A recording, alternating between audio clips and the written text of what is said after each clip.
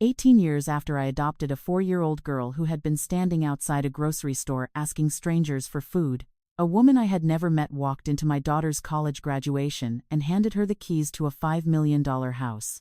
Then she said, "You've proven you're worthy of coming home." My daughter took the keys. And for a few seconds, I forgot how to breathe. My name is Laura Bennett. I was 57 years old that spring. Until that Saturday in Evanston, Illinois, I thought the hardest part of the weekend would be getting through Sophie's graduation without embarrassing her by crying. I had driven up from Columbus the day before in my 11-year-old Honda Accord. Somewhere outside Indianapolis, the car started making a faint clicking sound. Sophie told me not to worry. I told her that was easy to say when it wasn't her transmission. That morning, I wore a navy dress I had bought after trying on 6 others. Sophie stood in the hotel room doorway while I reorganized my purse. "What are you carrying?" "Essentials." She started pulling things out. "Tissues. Essential. Advil. Essential. Band-Aids. Very essential. Peppermint gum. Emergency essential." She found a granola bar. "Mom, we're going to graduation. We're not crossing the Oregon Trail. You laugh now. By noon you'll need something in that purse." She smiled and kissed my cheek. That was us. It had been us for 18 years. But the first time I saw Sophie, she wasn't my daughter. She was a little girl standing outside a grocery store on the east side of Columbus. 4 years old. Too thin. 1 pink sneaker. 1 gray sneaker. A yellow sweater that looked 2 sizes too big. I had stopped after work for milk, laundry detergent, and a frozen dinner I probably didn't need. I was 39 then. Single. Not recently divorced. Not heartbroken. Not waiting for some man to rescue me from a lonely life. People always seem to want a dramatic reason when a woman reaches 39 without marrying. There wasn't one. I had dated. A few relationships had been serious. One man had even suggested we start looking at houses together. But every time marriage became part of the conversation, I found myself asking the same question. Did I actually want to get married? Or had I simply reached the age when everyone expected me to want it? The truth was, I liked my life. I liked my small house. I liked quiet Sunday mornings. I liked deciding at 9 at night that I wanted to repaint a bathroom and not having to discuss it with anyone. I liked my friends. I liked my job. I liked being independent. Children were different. I had always liked being around children. At barbecues, I somehow ended up sitting with the kids, while everyone else discussed mortgage rates. My friends joked that I could convince a screaming toddler to eat broccoli but couldn't tolerate 5 minutes of adult small talk. I had nieces through friends. Godchildren. Kids from a community center where I volunteered twice a month helping with homework. But loving children and deciding to become a mother were 2 very different things. Until Sophie, I had never seriously considered doing it alone. That evening outside the grocery store, I noticed her because she was asking a man coming out with a cart, "Can you buy me something to eat?" He kept walking. Then, she asked a woman. The woman shook her head. I stopped. For a second, I wondered whether an adult was nearby. Maybe her mother was loading groceries. Maybe her father was in the car. Maybe there was an explanation that would make the scene ordinary. There wasn't. I walked toward her. She looked at me suspiciously. "What's your name?" She didn't answer. "Are you here with someone?" She pointed vaguely toward the parking lot. "Your mom?" Another small shrug. "Are you hungry?" That got a nod. I didn't take her inside. I didn't put her in my car. I didn't try to play hero. I went to the store's security desk. They called police. An officer knelt beside Sophie and asked questions. A social worker arrived later. I stayed longer than I needed to. Maybe an hour. Maybe 2. Time moves strangely when a child is sitting on a plastic chair holding a juice box like it might disappear. Before they took her, Sophie looked at me. "Are you coming?" I didn't know what she meant. "To where?" She pointed toward the social worker. "No, sweetheart." Her face closed. That expression stayed with me. I went home. I put the milk in the refrigerator. The laundry detergent under the sink. The frozen dinner in the freezer. Then I sat at my kitchen table. I couldn't stop seeing the mismatched shoes. The next day, I called the police department. They couldn't tell me much. I called child services. They told me even less. Confidentiality. Procedures. Appropriate channels. I understood. But I kept thinking about her. 2 weeks later, a social worker returned my call. Sophie had been left with an unstable caregiver. Her biological mother was not present. There were complicated records. No appropriate relative had immediately been found. Sophie had entered emergency foster care. That should have been the end of my involvement. I had done what I was supposed to do. I had seen a child alone. I had gotten help. But I began reading. Not about adoption. Not yet. About foster care. I learned how many children moved between temporary homes. How difficult reunification could be. How much training foster parents needed. How complicated the system was. For 3 months, I did nothing except read. Then I attended an information session. I sat in the back. I told myself I was only curious. The woman leading the session talked about trauma. She talked about children who hoarded food because they had learned meals could disappear. Children who slept in their shoes. Children who reacted to kindness with anger because anger felt safer than trust. I drove home thinking, I am not qualified for this. A week later, I signed up for training. There were background checks, home visits, forms, interviews, references, fire safety inspections, class, more forms. People asked uncomfortable questions about my childhood, my relationships, my finances, my support system. One caseworker asked, "Why do you want to foster?" I gave 3 polished answers. She listened, then said, "Those are good answers. What's the real one?" I thought about Sophie. I met a little girl I couldn't stop thinking about. The caseworker nodded. That's honest. Months passed. I became a licensed foster parent. I was not promised Sophie. That mattered. The system was not built around what I wanted. Then one afternoon, my caseworker called. "Sophie needs a placement." I sat down. "Are you asking me?" "I'm asking if you're willing to be considered." I was. Sophie came to my house on a rainy Thursday. She had a backpack, 2 grocery bags of clothes, and a plastic doll missing one arm. She stood in my hallway and refused to take off her coat. I showed her the bedroom. Yellow walls. Small bookshelf. A stuffed rabbit I had almost not bought because I thought it looked childish. Sophie picked it up, then put it back. "You don't have to stay here if you don't like it." That was the wrong thing to say. Her eyes went wide. "Am I leaving?" "No." I crouched. "No, I mean, this room can change. We can change anything you don't like." She stared at me. "Am I leaving tomorrow?" My heart broke. "No." "Saturday?" "No." "Next week?" "I don't know how long you'll be here." I hated saying that. But foster parents are not supposed to make promises the system may not let them keep. What I can promise is that nobody is taking you anywhere tonight. Sophie slept in her coat. The next morning, I found 3 crackers under her pillow. I didn't mention them. The second week, she screamed because I threw away half a sandwich. Not cried. Screamed. I froze. Then remembered training. Food insecurity. I took the sandwich out of the trash. Wrapped it. Put it in the refrigerator. "Okay." She watched me. "You can have it later." That night, I created a snack drawer. I told her anything in that drawer was hers. She checked it every morning for 2 months. Eventually, she stopped checking. That was progress. The adoption took years. Not months. There were court hearings. Case reviews. Attempts to identify relatives. Missed appointments by adults who were supposed to appear. Periods when reunification was still considered. Periods when no one seemed certain what would happen. I learned not to ask Sophie how she felt after court. Sometimes she didn't know. Sometimes neither did I. Eventually, parental rights were terminated. Later, I filed to adopt. On the day the judge asked Sophie whether she understood what adoption meant, she looked at him and said, "It means she has to keep me." The judge smiled. "It means you both get to keep each other." I cried. Sophie rolled her eyes. She was 6. By then I had already been her mother in every way that mattered. Life did not become magical afterward. That part is important. There were school meetings, nightmares, therapy, tantrums, braces, broken lamps, a science project involving vinegar that nearly destroyed my kitchen table. There were also birthday cakes, Saturday cartoons, soccer, swimming, piano lessons that lasted exactly 5 months because Sophie hated practicing. We had enough money.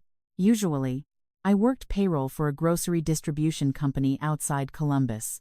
The job was not glamorous, but the insurance was good. The paycheck arrived on time, and I was very good at it. When Sophie was 9, I started dating a man named Mark. Mark was kind. Funny. Divorced. No children.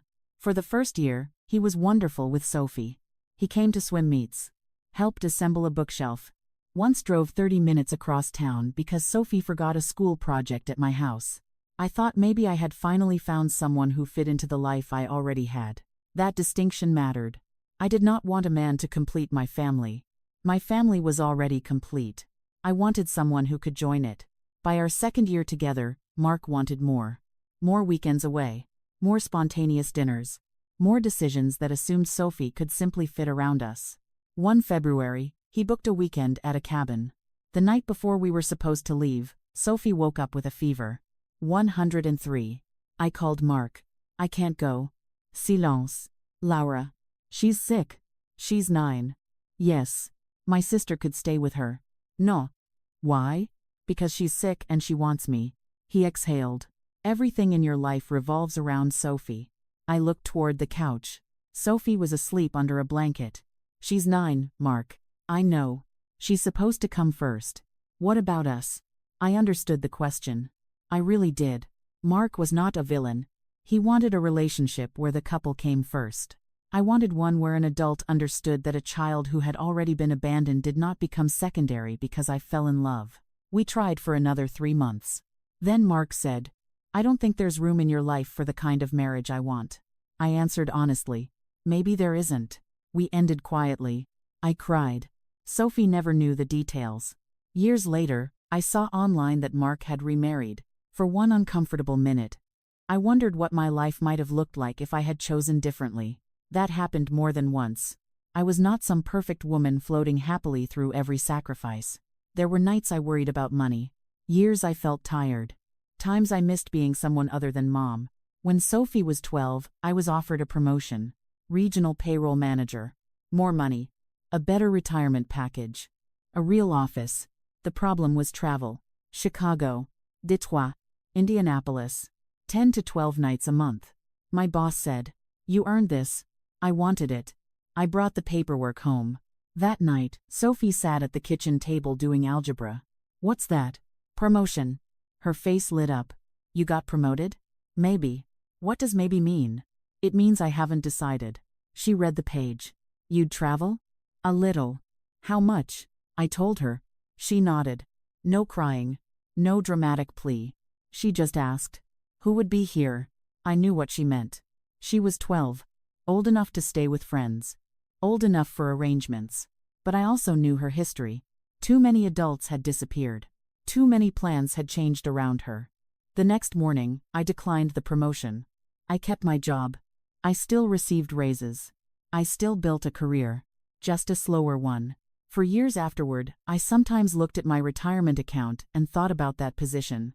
I didn't always know I had made the right choices. I only knew Sophie wasn't a choice I was willing to undo. She became a good student. Then an exceptional one. She loved science. At 16, she told me she wanted to study biomedical engineering. I nodded like I understood exactly what biomedical engineering was. Then Googled it after she went upstairs. College was expensive. Scholarships helped. Financial aid helped. Savings helped.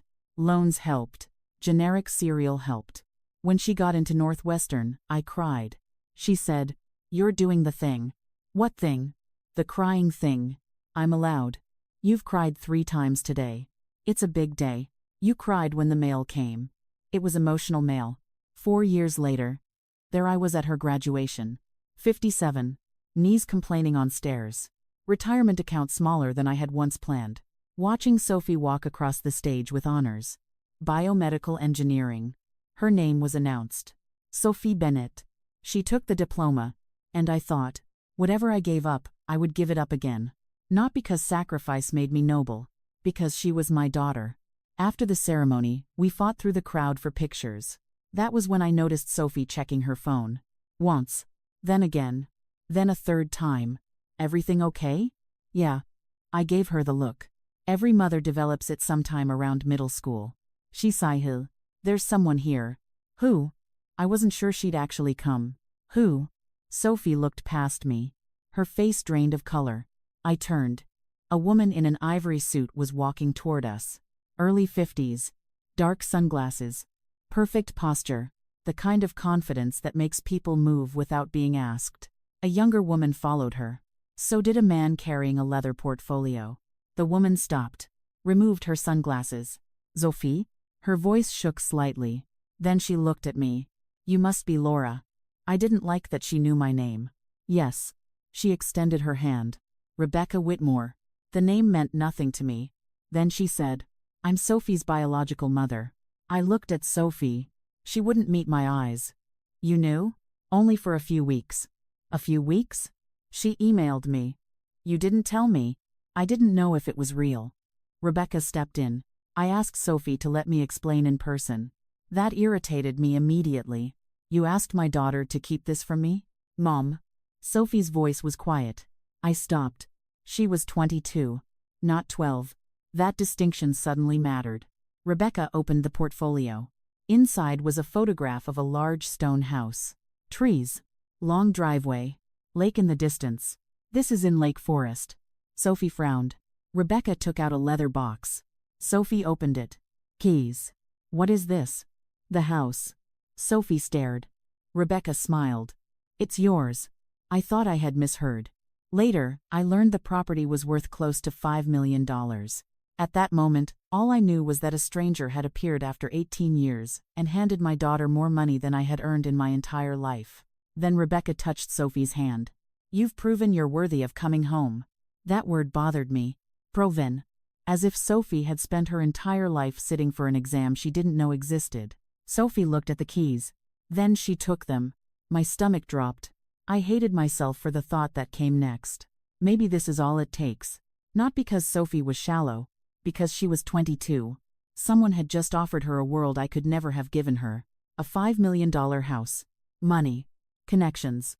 A biological family. Answers. A different last name. Maybe even a different future. Sophie turned toward me. Mom. I looked at her. She closed her hand around the keys. Before I decide anything, I need to hear why she came back. Then, she looked at Rebecca. Rebecca smiled. And I understood something. Whatever Rebecca Whitmore had come for, it was not going to end with a house. She invited us to dinner. A restaurant downtown where the menu did not list prices. That told me everything I needed to know about the restaurant. I told Sophie I wasn't going. She was sitting on the edge of the hotel bed. The house keys were on the nightstand. Mom. No. I need answers. You can get answers by phone. She looked at me. No, I can't. I folded my arms. Even while doing it, I knew I was being ridiculous. Sophie had spent 18 years knowing almost nothing about where she came from. A woman had just walked into her graduation and announced she was her birth mother. Of course, Sophie wanted answers.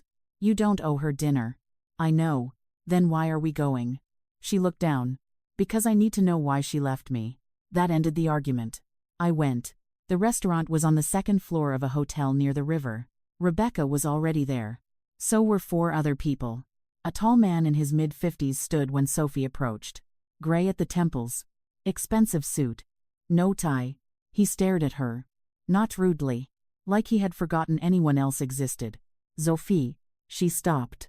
Rebecca stood beside him. This is Daniel. Something in her voice made my stomach tighten. My husband. Sophie frowned. Daniel took one step forward. Rebecca finally said, and your father. Nobody spoke. Sophie's face went blank. Daniel's did not. He looked devastated. You're sure? He asked Rebecca. She nodded. The DNA results came back 3 months ago. Daniel turned toward her. 3 months. Rebecca lowered her voice. Daniel. You told me she died. Sophie flinched. So did I. Rebecca glanced around. This is not the place. Daniel laughed once. Where would you prefer I find out my daughter is alive? A waiter approached. Looked at our table. Then quietly left. 2 younger people sat across from us. The young man introduced himself as Ethan. 20. Expensive watch. Tight expression. He looked at Sophie like she had appeared to claim something he had already counted as his. The girl beside him was Lily. 18. Nervous smile. He. Sophie smiled back. He. Rebecca took control again. She explained the version she had apparently rehearsed. When Sophie was born, Rebecca and Daniel had been married less than 2 years. Rebecca had an affair. She did not know whether the baby was Daniel's. She panicked. She arranged for Sophie to stay temporarily with someone she trusted. You gave me away? Sophie asked. I arranged care. For 18 years? Sophie. No, I'm asking. Rebecca's expression tightened. The caregiver was supposed to be reliable. I leaned forward. And when she wasn't? Rebecca looked at me. I didn't know. You didn't know because you weren't checking. Her face changed slightly. I was young. You were 29. I kept my voice calm. At 29, people understand that children need food. Daniel looked sick. You told me the baby didn't survive. Rebecca whispered. I was afraid. Of me? Of losing everything. Daniel stared at her. That was the first completely honest sentence she had said. Dinner continued because apparently civilization requires people to keep eating while their lives collapse. Rebecca talked about second chances. Family. Healing. Then she brought up the house. It's fully furnished. Sophie looked at her. Why would I move to Lake Forest? To be near us. I'm looking for jobs. We can help. Ethan muttered something. Sophie heard. What? Nothing. Say it. He leaned back. Just because there's DNA doesn't mean everything changes. I didn't ask anything to change. You don't have to. Daniel put down his fork. Ethan. What? Everyone's thinking it. Lily frowned. No. They're not. Rebecca stepped in. This is difficult for everyone. Sophie looked directly at her. Why now? Because now we know the truth. What truth? That your family. Then Lily, who had been tearing bread into tiny pieces, said. And Grandpa's changing the trust. The table froze. Rebecca turned sharply. Lily. What? You don't need to discuss that. You said everybody knew. Ethan closed his eyes. Daniel stared at Rebecca. Sophie looked from Lily to Rebecca. What trust? Rebecca smiled too quickly. Family business. That night at the hotel, Sophie put the house keys on the dresser. Part of me wants the house. I said nothing. She looked at me. Does that make me horrible? No. She waited. It makes you 22. She smiled slightly. Then sat down. I want to know Daniel. That's fair. And Lily. Also fair. And I want to know what that life is like. There it was. The part that hurt. Sophie looked down. I spent 4 years checking my bank account before buying groceries. I stayed quiet. You spent my whole childhood worrying about bills. Sophie, I know money isn't everything. She looked at me. But I'd be lying if I said it means nothing. I answered too quickly. Don't mistake money for family. Her face hardened. I'm not. It sounds like you are. And you sound like you've already decided what I'm allowed to feel. That's not what I said. You don't get to make me guilty because I'm curious. I'm trying to protect you. From what? People who suddenly decided you matter. She stood. Then said the sentence I knew she regretted before it was finished. You got 18 years with me. Silence. She covered her mouth. Mom. I stood. I know. I went into the bathroom. Closed the door. Not slammed. Closed. Then I sat on the toilet lid with a towel in my hands because apparently hotel bathrooms are where 57-year-old women go when they don't want their adult daughters to hear them cry. A few minutes later, Sophie knocked. I'm sorry. I know. And I did. She was confused. So was I. The next morning, I asked Rebecca one question. When did you first know Sophie was alive? She paused. Years ago. How many? Her expression cooled. Does it matter now? Yes. She didn't answer. That afternoon, my phone rang. A woman introduced herself as Helen Parker, attorney for William Whitmore, Daniel's father. I believe there is information you and Sophie should see before she makes any decisions. What information? There was a pause. Photographs. Helen met us in a conference room. She did not begin with explanations. She placed a photograph on the table. I knew exactly when it had been taken.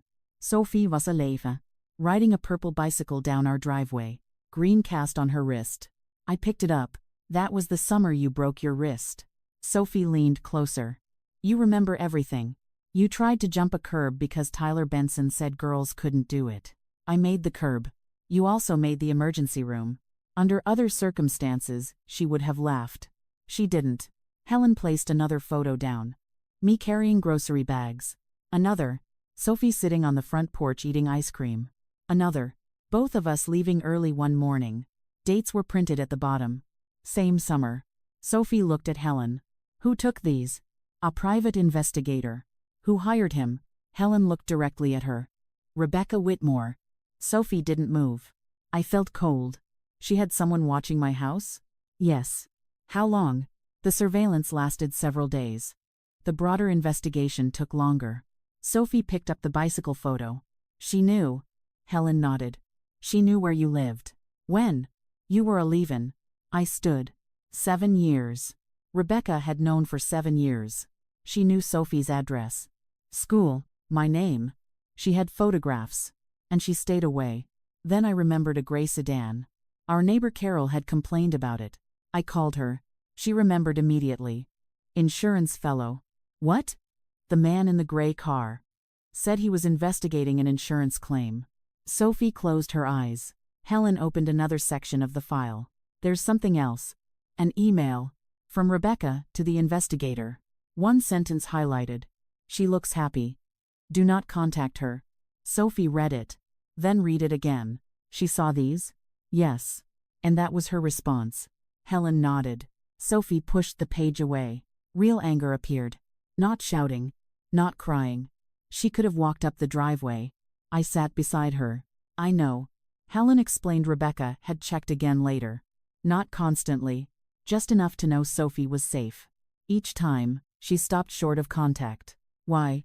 Sophie asked. Helen chose her words carefully. Because acknowledging you would have raised questions about your birth, the affair, and what Daniel had been told. So I was inconvenient. Helen didn't answer. She didn't need to. Then came the money. William Whitmore was 82. He had built the family fortune through logistics and commercial real estate. The family trust benefited his descendants. DNA confirmed Sophie was Daniel's biological daughter. That made Sophie William's biological granddaughter. At the same time, William was restructuring control of certain family assets. Rebecca and Ethan had been pushing for more influence. A public reunion with Sophie could make Rebecca look like the person who restored the family, instead of the woman who hid one of its members for 22 years. Sophie looked at the house keys. So the house is a bribe. Helen answered carefully. I can't tell you what Rebecca intended emotionally. Sophie laughed tiredly. You really are a lawyer. Helen almost smiled. What I can tell you is that you don't owe anyone cooperation. When Sophie stepped outside to take a call, I asked, can she refuse everything? The house. The trust. All of it. Yes. Then a voice came from the doorway. You're asking how to make my decision for me. Sophie stood there. That's not what I meant. It sounded like that. I'm worried. So is Rebecca. Her voice was calm. Everybody's worried about me as long as they get to decide what I should do. That's unfair. Mom. She looked at me. She's trying to tell me who I'm supposed to be. Then more softly. You don't get to do that too. That hurt because she was right. I sat down. You're right. She looked surprised. I spent 18 years teaching you to think for yourself. I managed a smile. I don't get to complain because you actually learned. Her shoulders relaxed. I don't know what I'm going to do. You don't have to know today. That evening, Ethan texted her. You think my mother bought you that house because she missed you? Sophie typed. What do you think? His response came quickly. I think everybody suddenly loves you because Grandpa is rewriting things. Sophie typed. Including you? Long pause. I don't know you. Sophie smiled without humor. Then replied. Finally. Something honest. The next morning Rebecca called. She was hosting a reception 2 nights later. Family. Business associates. Longtime friends. She wanted to introduce Sophie properly. I expected Sophie to refuse. Instead, she opened Helen's folder, looked at the photograph of herself on the purple bicycle, then put the house keys into her purse. You don't have to go. I know. Then why? She picked up the photograph. Because I have one question. What? When she saw me through that camera 11 years ago, Sophie looked at me. Why didn't she get out of the car? The reception was held at a luxury hotel. Rebecca had described it as a small family gathering. There were at least 60 people. Business associates. Family friends. Trustees. Photographer.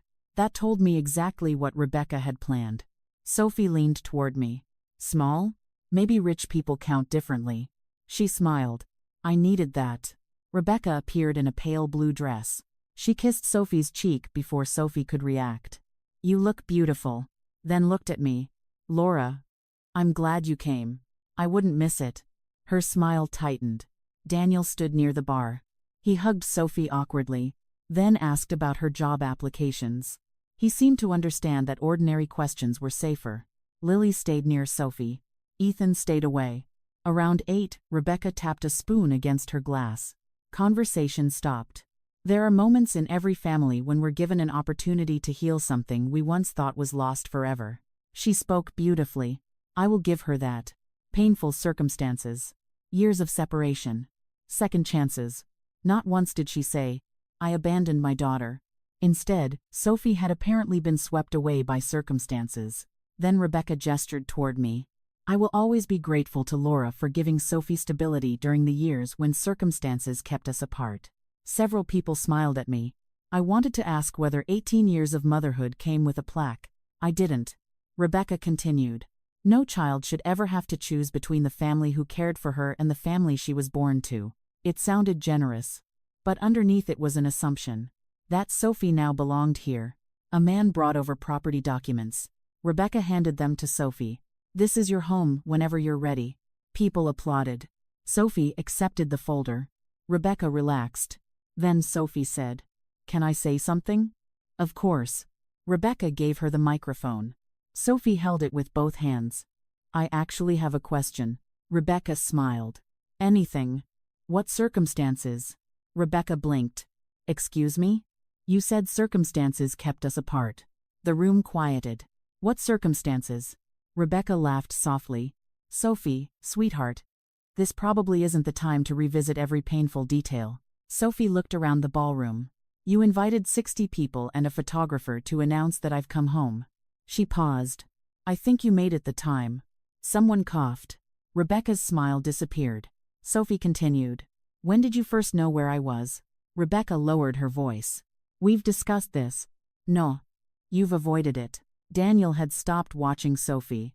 He was watching his wife. How old was I? Rebecca took a breath. 11. A murmur moved through the room. Sophie reached into her purse. Pulled out the photograph. Did you come see me? No answer.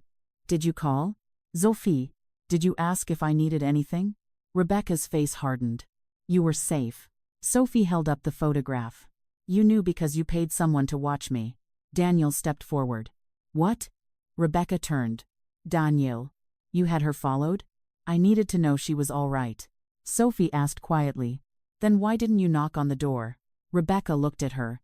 For a moment, she had no polished answer. Then she found one. I saw that Laura had given you a stable life. She glanced toward me. I believed disrupting that would have been selfish. I almost admired the nerve. Sophie didn't raise her voice. Then why disrupt it now? Things are different. How? Now we know the truth. What truth? Rebecca's frustration showed. That you're Daniel's daughter. She paused. You're a Whitmore. Sophie nodded slowly. I was Daniel's daughter when I was 11. The room went still. That sentence landed harder than anything she could have shouted. Daniel looked away. Rebecca glanced at the guests. Control was slipping. Then Ethan spoke from near the bar. Can we stop pretending this isn't about Grandpa's trust? Rebecca whipped around. Ethan. What? Enough. No. He laughed. I'm tired of everyone acting like this is some beautiful family reunion. Daniel said. Stay out of it. But Ethan had clearly reached his limit. He pointed toward Sophie. Mom said bringing her back would show Grandpa the family was united. Lily stared at him. Sophie went very still. Rebecca said, That is not what I said. Seriously? Ethan shook his head. You were panicking because Grandpa was changing everything. The room became silent. Rebecca turned to Sophie. He doesn't understand. Sophie looked toward Helen. Helen had been standing near William's representatives. She did not give a speech.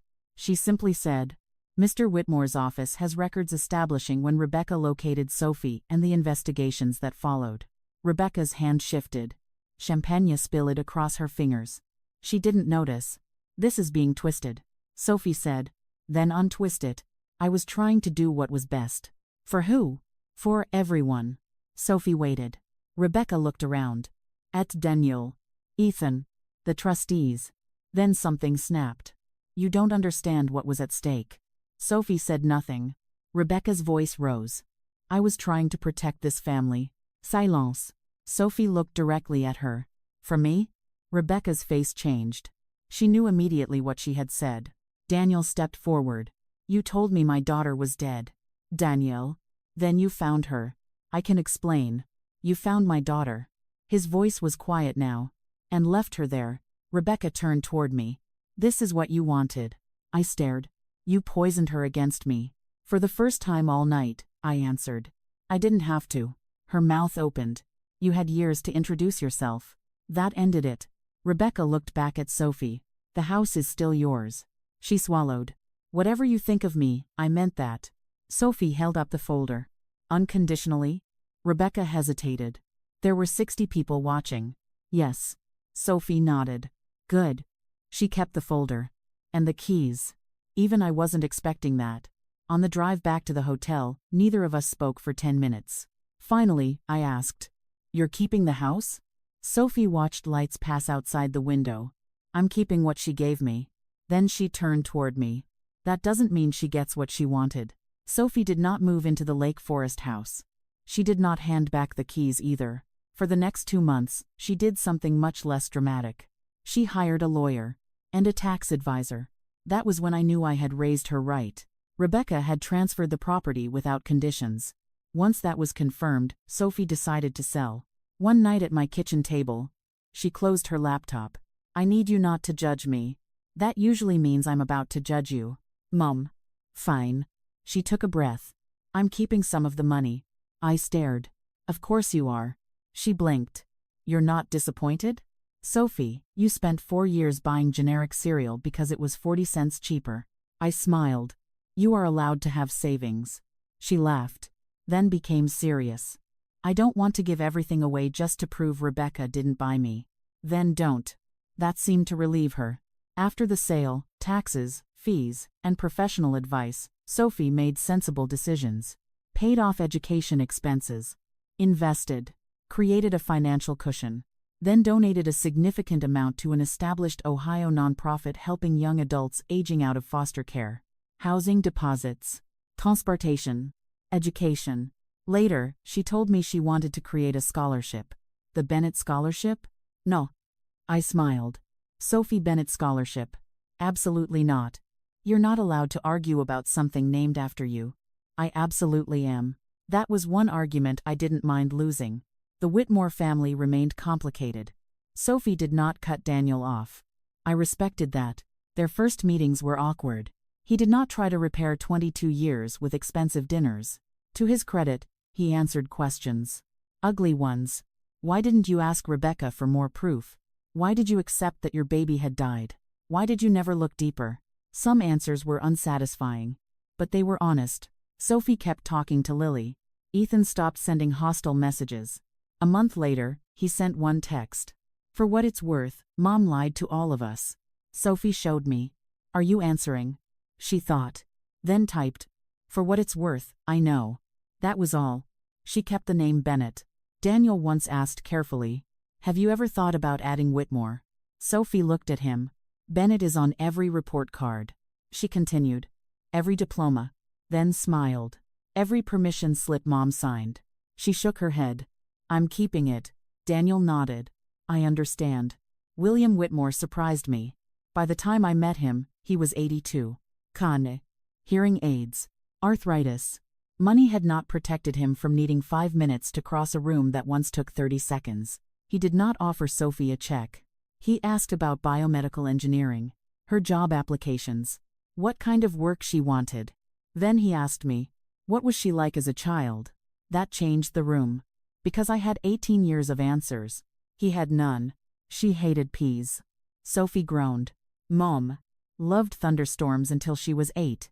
William smiled. Broke her wrist trying to jump a curb on a bicycle because a boy told her girls couldn't. William laughed. Then his eyes filled. I looked away. Later, Helen told Sophie that William had removed Rebecca from any advisory role involving the grandchildren's trusts. I never asked how much money that cost Rebecca. By then, money seemed like the least important thing she had lost. Daniel separated from her. That was not Sophie's revenge. Not mine. It was simply what happened when a 22-year lie finally had to live in daylight. Rebecca remained wealthy. Houses, cars, more money than I could understand. But she no longer controlled the story. A few weeks later, she came to my house. No driver, no assistant, just Rebecca Whitmore on my porch. "I'd like to speak privately." I stepped outside. She looked tired. For a second, I thought she might apologize. Instead, "You have influence over Sophie." I almost smiled. "I'm her mother." Rebecca's face tightened. "Then talk to her." "About what?" "She's making permanent decisions because she's angry. She seems calm. She's turning her back on her family." "No." I shook my head. "She's deciding what family means to her." "You don't understand." There it was again. Then Rebecca said something I don't think she had planned. "You have no idea what it's like to lose 18 years with your child." I stared at her. "Nobody took those years from you." She stopped. "You knew where she was." Rebecca looked toward the street. "You just didn't come." For once, she had nothing to say. I was not interested in humiliating her. I did not need to win. I only needed one boundary to be clear. Whatever relationship Sophie has with you from here on is her decision. I opened the door. "Not yours." "Then?" "Not mine." I went inside. Months later, Sophie came home for a weekend. Within 5 minutes, she opened my refrigerator. "Mom, why do you still buy this terrible coffee creamer?" "Because apparently $5 million cannot improve your manners." She laughed. Exactly the same laugh she had at 16. Over dinner, she told me she had 2 strong job offers. One would put her closer to Ohio. "Don't you dare choose based on me." Sophie smiled. "Say? What?" "That's the difference." "Between what?" "You always wanted me to build my own life." She looked down at her plate. Rebecca wanted me to become useful in hers. There wasn't much to add. Sophie chose the job she wanted, not the one closest to me. I missed her. I was proud anyway. William visited Columbus later that year. Before he left, he shook my hand. "I don't know how to thank you for raising my granddaughter." I considered letting it go, then smiled. "Mr. Whitmore." He looked at me. "I didn't raise your granddaughter." He seemed confused. I looked towards Sophie. "I raised my daughter." For years, I thought motherhood was measured mostly in sacrifice. Money spent, sleep lost, promotions declined, relationships that didn't work, things you quietly gave up. Sophie taught me otherwise. She did not remember most of those sacrifices. She remembered that the snack drawer was always full, that I showed up at swim meets, that I sat beside her after nightmares, that I signed every permission slip, that I was there when she broke her wrist, that I was there when she graduated. What children remember is not always what parents give up. Sometimes they remember who stayed. And when Sophie became old enough to choose her own life, my job was not to make the choices for her. It was to trust the woman I had raised. Rebecca had blood. Danielle had DNA. William had a family name and a fortune. None of those things were meaningless. They were part of Sophie's story. But they were not the whole story. Family is not only who you come from. Sometimes, family is who makes dinner when you're sick. Who sits outside the bathroom while you cry? Who knows you hate peas? Who remembers the exact summer you broke your wrist? Who stays long enough for a frightened 4-year-old to stop checking whether food will still be there tomorrow? I did not become Sophie's mother because I was 39 and unmarried. I did not adopt her because I was lonely. I did not give up every other possible life because I believed sacrifice made me better than anyone else. I became her mother slowly. One breakfast, one court hearing, one nightmare, one school day, one ordinary Tuesday at a time. And maybe that is why Rebecca's words at graduation bothered me so much. "You've proven you're worthy of coming home." Sophie never had to prove she was worthy. Not to me. Not to Daniel. Not to Rebecca. Not to anyone. She had always been worthy of being loved. The adults were the ones who had to prove they deserved a place in her life. If you had been Sophie, would you have kept the house? Would you have given Rebecca another chance? And if you had been in my place, could you have stepped back and allowed your daughter to make her own decision after spending 18 years protecting her? Tell me what you think in the comments. I always enjoy reading how you would handle complicated family situations like this. If this story stayed with you, please like the video, share it with someone who believes family can mean more than blood, and subscribe to Hidden Stories for more emotional stories about family, betrayal, love, forgiveness, second chances, and the truths that sometimes take years to reveal. Because sometimes the person who gives you life is part of your story. But the person who stays is the one who teaches you what home really means. Thank you for watching, and I'll see you in the next story.